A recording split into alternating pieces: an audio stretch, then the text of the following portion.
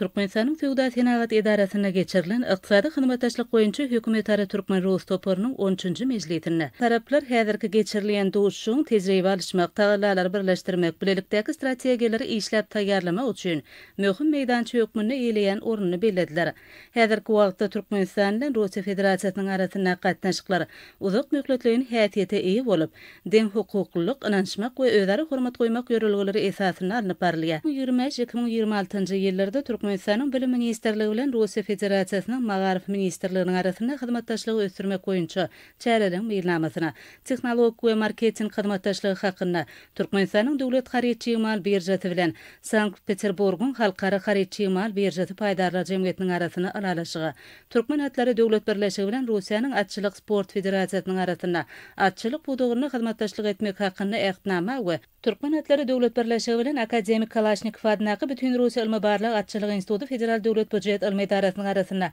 atçylyk budugyna özara hyzmatdaşlyk etmek hakynda ähtnama, Abanaýew adnaky Halkaraçylyk Akademiýasy bilen Akademik Kalashnikov adnaky Bütün Russiýa ilmi barlyk atçylyk instituty Federal Döwlet Budjet ilmi idarasynyň arasynda özara hyzmatdaşlyk etmek hakynda ähtnama, Türkmenistanyň Döwlet Gömrük Gullugy bilen Russiýa Federasiýasynyň Federal Gömrük Gullugynyň arasyna alalaşygy, Türkmenistanyň Oba Hojalyk Ministrligi bilen Döwlet beligi alyş, Kadastr we Kartografiýa Federal Gullugynyň arasynda hyzmatdaşlyk etmek boýunça 2025-nji ýyl üçin çäreleň meýilnamasyna gol çekildi.